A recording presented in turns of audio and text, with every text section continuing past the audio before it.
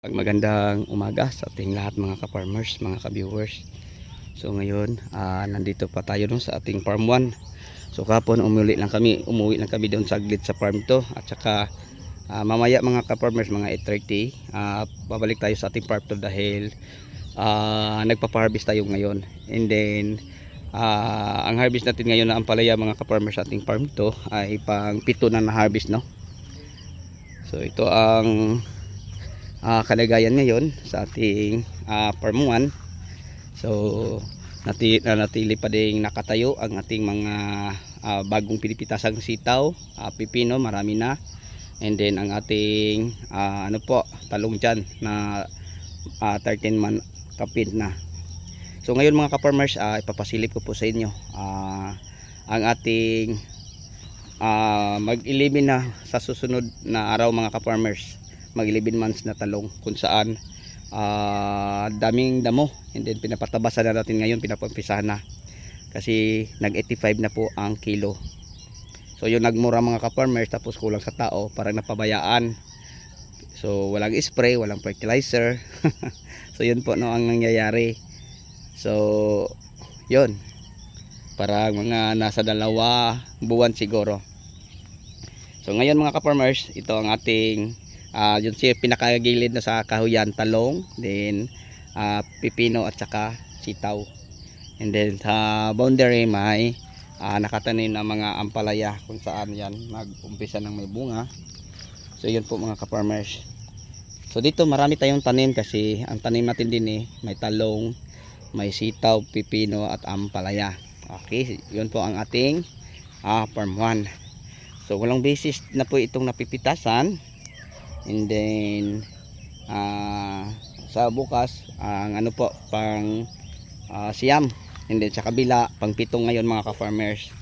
So kunti lang ang tanim natin din kasi may kunti tayong tindahan dyan sa labas, doon natin dinadala. And then pag mag-harvest to, pinakamarami din mga ka-farmers, nasa 350 lang kasi halos araw-araw ito pinipitasan para sa tindahan na maliliit. So yan, napakaputik pa din mga ka-farmers. At saka bugbog din ito sa ulan. So ngayon pa lang mga ka-farmers, no, pang 16 days. Sana nga wala na ulan hanggang hapon bukas mga ka-farmers, para makapagpahinga na naman. Kasi sobra-sobra na ang ulan mga ka-farmers. So yan. So variety nito mga ka-farmers ay mistisa. Ay Galaxy Max. Ang kabila yun ang mistisa. Kaya mabunga ang Max mga ka-farmers, at matigay na variety ito sa cracking sa ganitong panahon maulan. Ayan. Ang daming bunga mga ka-farmers. So yung naitanim to mga ka-farmers, kulang ang punla nila, no? Kulang, tapos napakainit. So wala silang panghulip. Kaya may mga area na mapansin natin parang manipis lang. So ang planting distance natin sa pagtatanim ng hill to hill dito 1 meter to row to row 2.5 meters sa ating ampalaya na Galaxy Max F1. Yan. So ang mga tao natin ngayon mga ka-farmers, nandito po sila. Ayan. So yun mga ka-farmers, may 2 linya hindi nataniman. Alam nyo ba kung bakit? Dahil kinukulang kami sa pangtanim na mga punla. So kaya ito ay pinapalinisan natin mga ka-farmers, kasi alam po natin na kaya pa ito magbunga ng marami.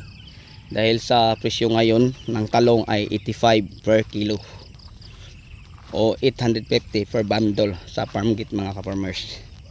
So kahit ganito mga ka-farmers ang mukha nito, may mga pipitas pa ito, no? Mamaya pipitasan to mga ka-farmers. Yan, pinapatalian, and then patabas natin ang damo. O pwede naman to mga ka-farmers, no? Sprayhan ang ilalim. So yung mga Glustar contact herbicide pwede dito, at saka Bariton. So ang meron natin ngayon ay Bariton. So yan mga ka-farmers, ni-rescue na namin kasi sayang.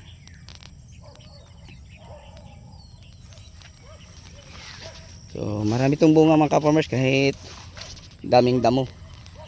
Tingnan nyo. Yan, mga bunga yan. So naratunan natin to isang bisis.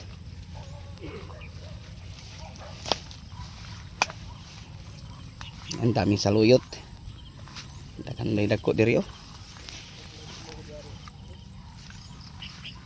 So yun ang ating pinapapitasan. So mamaya pipitasan to nila.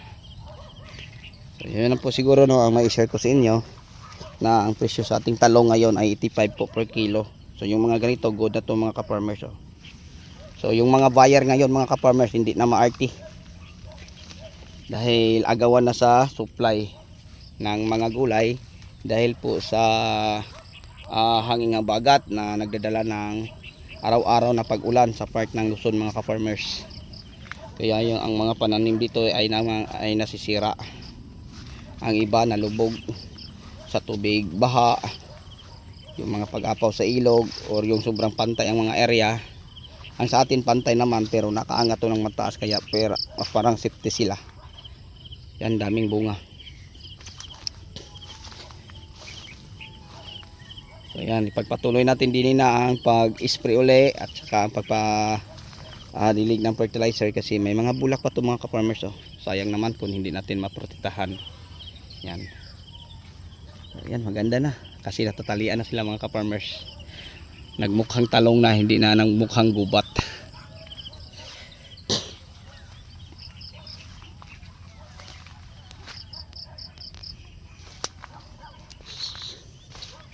So yan po mga ka-farmers.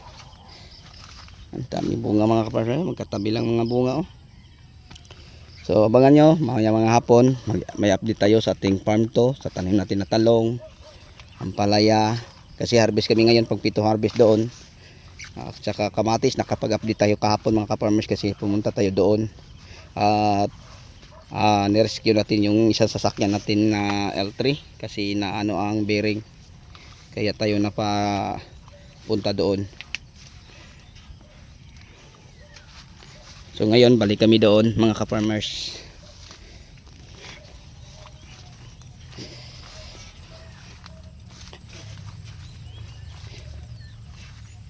Hagdawan niya ni human paniud to brad ha. Tayong hapon. Tanan. Mahal ang talong. Nang kuwari karon oh, magngita atong suki 85. Ya, naman gyapon ni. Kaya mga 200 kilos dire siguro na. Okay, so yun lang po. So bago tayo magtapos, may galab shoutout sa lahat ng mga subscriber, viewers, viewer at commentator. Kasi ang lahat, maraming salamat. Bye bye and God bless.